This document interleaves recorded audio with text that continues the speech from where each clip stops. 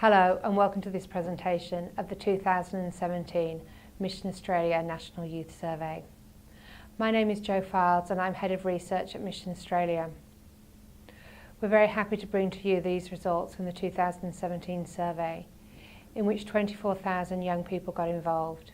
And we saw involvement across every state and territory, so this really is a national youth survey.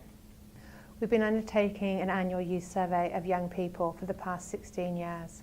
The survey aims to understand young people's views around their concerns, their values, the issues which are important to them in Australia today, as well as how they're going to transition from school into the next opportunities in their life. So as we would expect with this age range, most of them were focusing on being at school and the majority of them are in full-time education. The majority of them felt very confident in their education and the next stages in their lives, which is a very positive finding. We asked young people what they intended to do when they left school, what options were available to them, and the majority of young people reported that there were responses available to them. The majority said they planned to go on to university post-school. Around 70% of young people noted that as a response, but we also see many young people intending to get a job and travel and go on a gap year. So we see that they have options and they're able to take up those options. One of the questions we asked them was how confident they were in achieving those goals, and around 40% of young people did respond that they felt confident. The next set of questions which we asked them were around if they had any barriers to achieving those goals.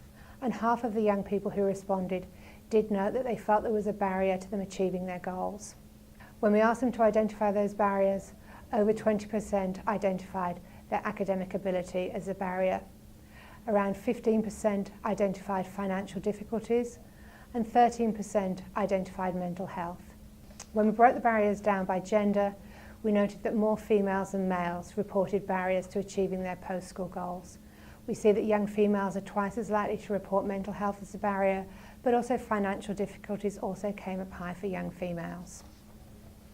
When we asked young people about their concerns, the top three that they identified are coping with stress, school and study problems, and body image.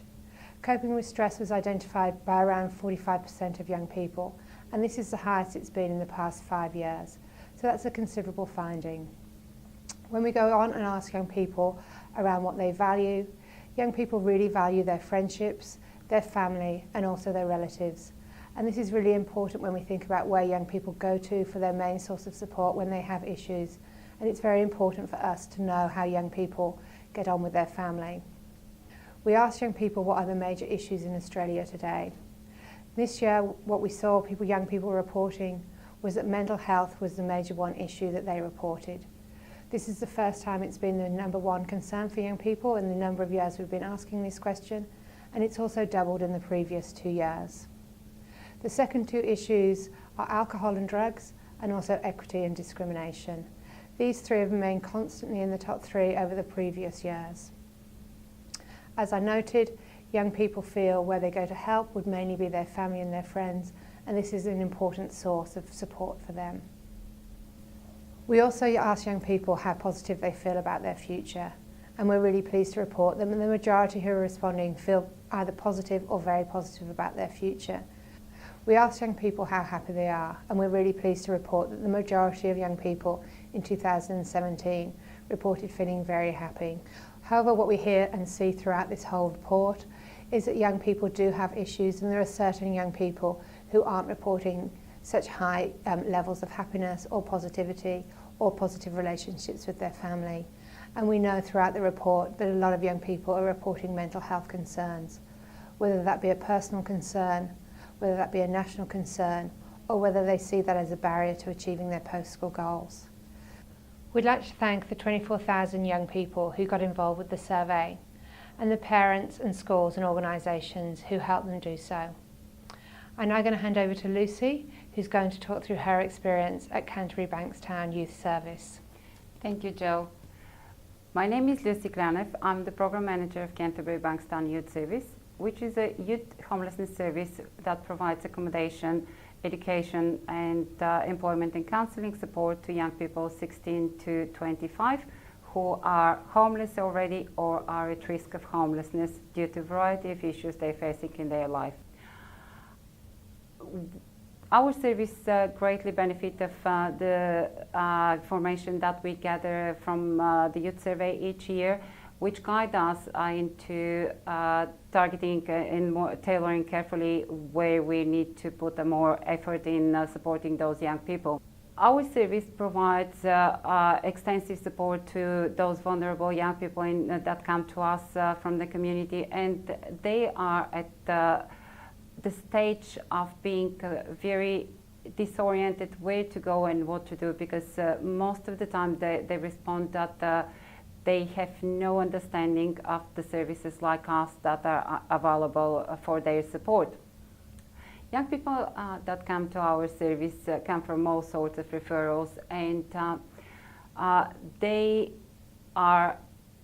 respond to us that they're scared, they are not safe, they feel helpless.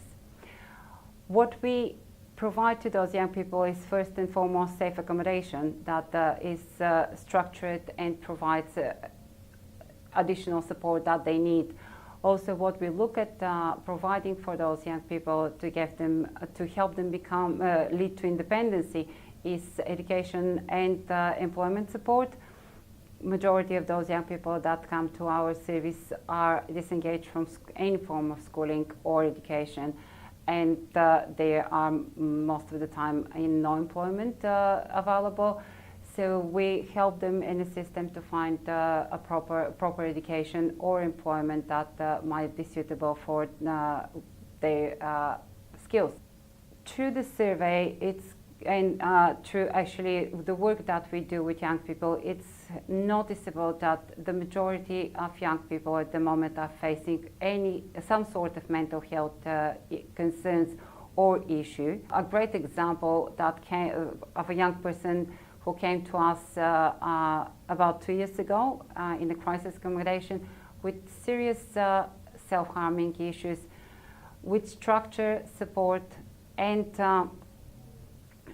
ongoing care for this young person. This girl at the moment is living independently. There is almost no signs of the mental health issues that she was facing. She is able to support herself very well and find the strength to even sustain casual work time to time. Another example is a young person who came to Australia as a refugee, and the family that he came to, he's calling them uncle and auntie, but there is no blood relation with them. This family brought this child and did not provide the basic needs like food and proper clothing and warm blankets during winter. That was identified from the school, and they referred this young person to us. This young person now is finishing his second year of robotical engineering in Western Sydney University. We managed to support him through his HSC, and he gained the results needed to go and continue his education. These are just a couple of examples of our work and what we do with those young people. As Joe mentioned, what is needed more is, yes, safe and affordable accommodation for those young people that are in the community, and they are our future. The other opportunities are proper education and also a variety of education opportunities, because not every child goes through the traditional learning curve as maybe some of them. So that's what we also are able to provide, but it's very limited to those schools that we work at the moment. Talking about the other outcomes that we look at providing for the young people, we support those young people, and that is one of our major focus, if possible, to restore the relationship within the family. We work intensively with our adolescent and family counselor from both ends, like family and the young person. And we have a few examples that the young person managed to return safely back home and the family was happy.